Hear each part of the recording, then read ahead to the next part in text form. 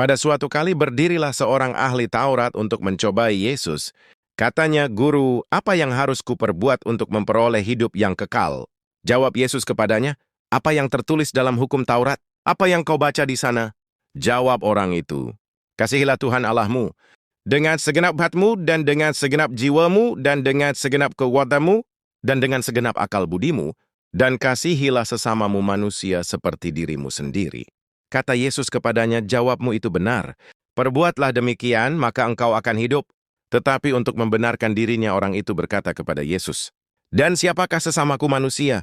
Yesus menjawab dan berkata, "Adalah seorang yang turun dari Yerusalem ke Yerikho.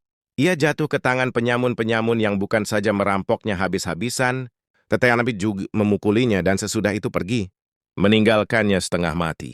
Kebetulan ada seorang imam turun lewat jalan itu.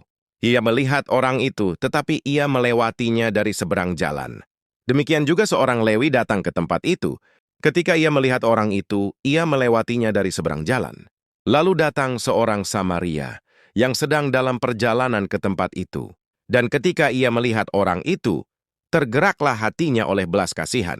Ia pergi kepadanya lalu membalut luka-lukanya, sesudah ia menyiraminya dengan minyak dan anggur. Kemudian ia menaikkannya ke atas keledai tunggangannya sendiri, lalu membawanya ke tempat penginapan dan merawatnya. Keesokan harinya ia menyerahkan 2 dinar kepada pemilik penginapan itu. Katanya, "Rawatlah dia, dan jika engkau belanjakan lebih dari ini, aku akan menggantinya waktu aku kembali." Siapakah di antara ketiga orang ini, menurut pendapatmu, adalah sesama manusia dari orang yang jatuh ke tangan penyamun itu? Ya, jawab orang itu, "Orang yang telah menunjukkan belas kasihan kepadanya." Kata Yesus kepadanya, "Pergilah dan perbuatlah demikian." Demikianlah Injil Tuhan.